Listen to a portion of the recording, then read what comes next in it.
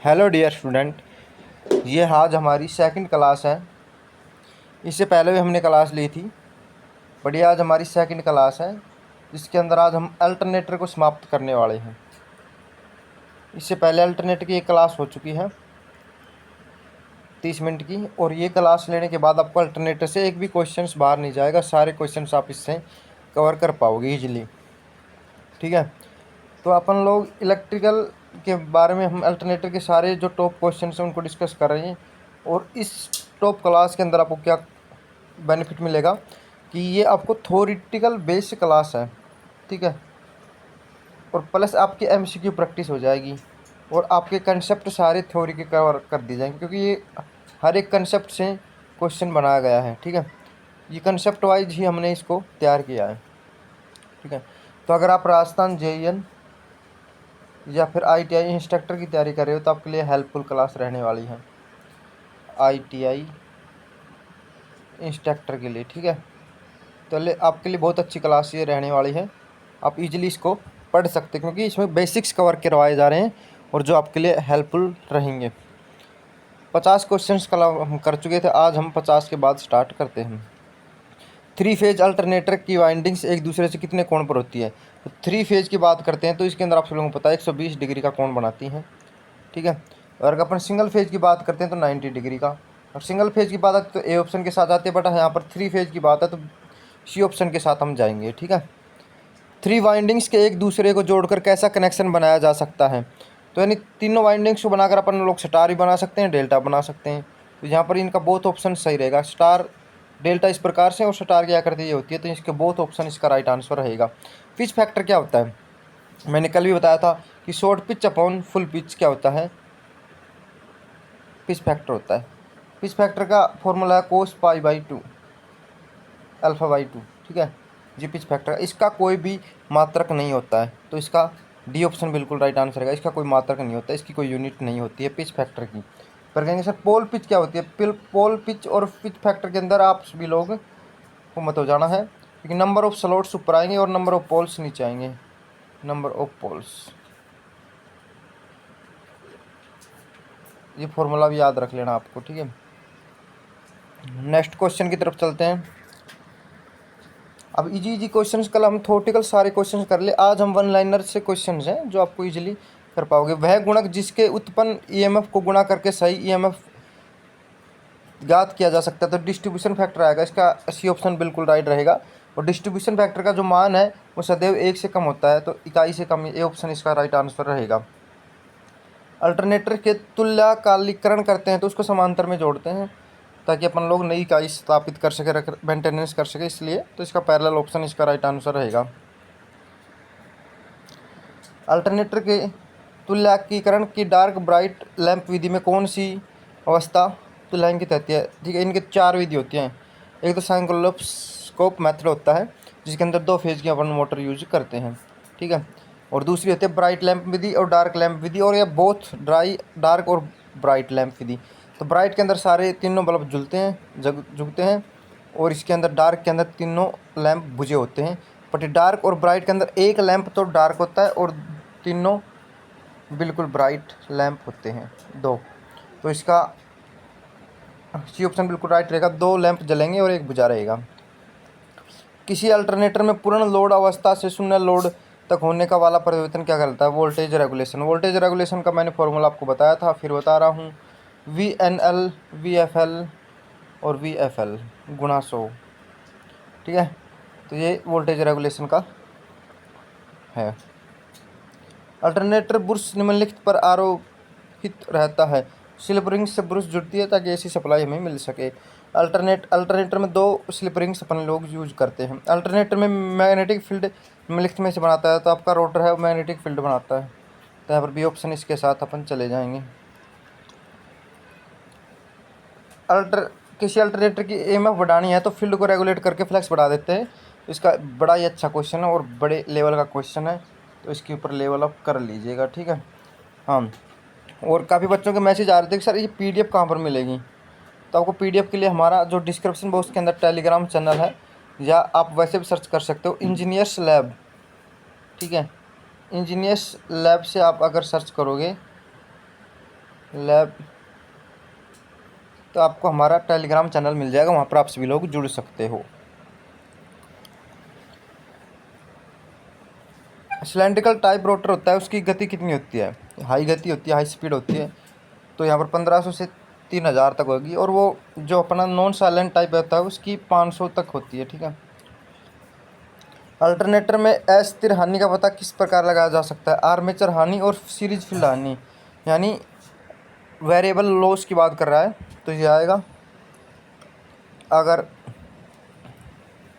और किसी लॉस की बात करेंगे तो वो अपन मोटर एंड जनरेटर के अंदर पढ़ेंगे अच्छे से लॉसेज के बारे में। यहाँ पर आप यही देख लीजिएगा, आर्मेचर पर सीरीज फील्ड है जो अस्थिर लॉस होते हैं, यानी वेरिएबल लॉस होते हैं, ठीक है। बड़े अल्टरनेटर्स में शीतलन के लिए किसका प्रयोग किया जाता है? बड़े अल्टरनेटर्स में एयर डक्ट्स का अपन लोग यूज़ करते हैं। और कूलिंग के लिए अपन हाइड्रोजन गैस भी अपने इसके अंदर यूज करते हैं, और SF6 भी गैस भी यूज करते हैं। बट जो ऑप्शन के अनुकूल रहेगा वो एयर डक्ट्स ऑप्शन के अंदर है, तो अपन लोग एयर डक्ट्स के ऊपर बात करेंगे। घूर्णन रोटेटिंग अल्टरनेटर आर्मेचर में AC कहाँ से मिलता है? तो स्लिप रिंग से अपन को मिलता है। अल्टरनेटर का पराचरण सिद्धांत किस पर होता है, किसके समान होता है? यानी इसका जो सिद्धांत है, वर्किंग प्रिंसिपल है, वो किसके समान होता है? तो DC जनरेटर के समान ही होता है। इसका Faraday's law of electromagnetic induction के ऊपर काम करता है। बड़े टर्बो जनरेटर किस प्रकार के टरबाइन से संचालित होते हैं? तो वही वो रहेगी स्टीम, यानी भाप की टरबाइन, ठीक है। और अल्टरनेटर का शक्ति गुणांक किस पैरामीटर पर निर्भर करता है? तो जो पावर फैक्टर है वो लोड के ऊपर निर्भर करता है, क्योंकि लोड बढ़ेगा टर्मिनल वोल्टेज घटेगी, इस प्रकार से इस पर निर्भर करता है। अल्टरनेटर के घूर्णक में होता है, तो 2 स्लिप रिंग्स होती हैं रोटर के अंदर, ठीक है। स्टार की बात करें तो 4, और डेल्टा की बात करें तो 3 स्लिप रिंग्स अपन लोग यूज करते हैं अल्टरनेटर के अंदर। सिंक्रोनस जनरेटर किस प्रकार का सोर्स है? तो रिएक्टिव पावर का सोर्स है, और जो रियल पावर है वो अल्टरनेटर सोर्स है। अल्टरनेटर रियल पावर सोर्स है। एक डायनामो विद्युत उत्पादन का एक स्रोत माना जाता है, जो वास्तव में स्रोत है EMF का, क्योंकि जो EMF ही प्रोड्यूस होता है, ठीक है। 1 लाइनर क्वेश्चन है, इजीली आप कवर कर पा रहे होगे, ठीक है। त्रुगति अल्टरनेटर्स में आमतौर पर होता है, तो सिलेंड्रिकल टाइप होता है, क्योंकि हाई स्पीड के सिलेंड्रिकल मैंने पहली क्लास के अंदर अच्छे से कवर कर रखा है ये, ठीक है। ये न्यूमेरिकल है 74 का, तो आप सभी लोग इसके अंदर आसानी से कर पाओगे। क्या पूछ रखा है? मोटर की गति पूछ रखी है, तो बता दो आप इसकी, ठीक है।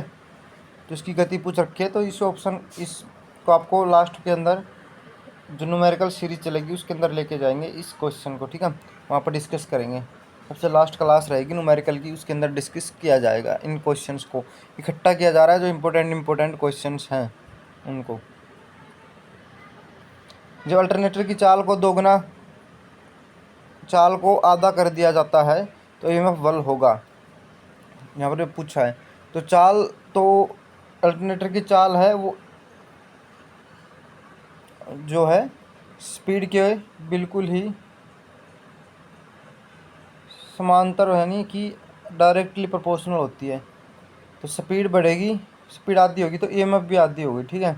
ये पूछ रखा है इन्होंने, क्योंकि EMF है वो डायरेक्टली प्रोपोर्शनल स्पीड के होता है। जैसे अगर ये आधा होगा तो ये भी आधा होगा, तो इसका बिल्कुल आधा ऑप्शन बिल्कुल राइट आंसर रहेगा। कूलिंग की प्रक्रिया में सबसे कम घर्षण हानि का उत्पन्न करने वाला शीतलक है, तो हाइड्रोजन, मैंने बताया था आपको, कूलिंग के लिए हाइड्रोजन बेस्ट रहता है। SF6 भी यूज कर लेते हैं, बट हाइड्रोजन भी बेस्ट है।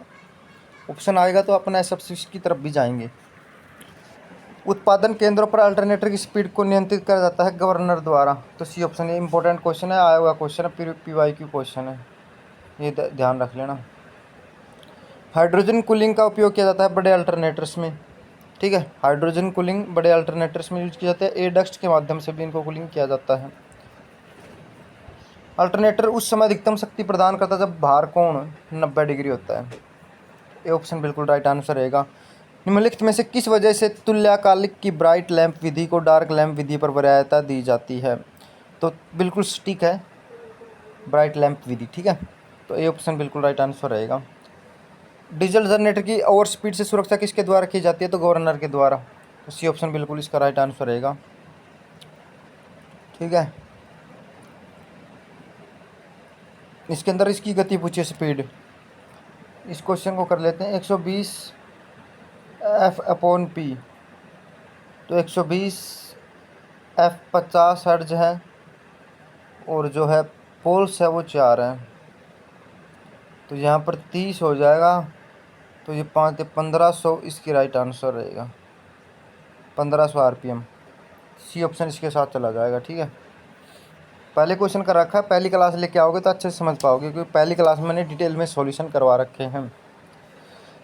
जनरेटर के इंस्टॉलेशन के दौरान यह सावधानीपूर्वक सुनिश्चित किया जाना चाहिए कि जनरेटर के टर्मिनल व सभी नियंत्रण वायरिंग सही हो, ताकि फेज सीक्वेंस में किसी प्रकार का कोई गड़बड़ ना हो। तो यहाँ पर फेज सीक्वेंस का राइट आंसर रहेगा। ठीक है, डी ऑप्शन बिल्कुल राइट आंसर रहेगा।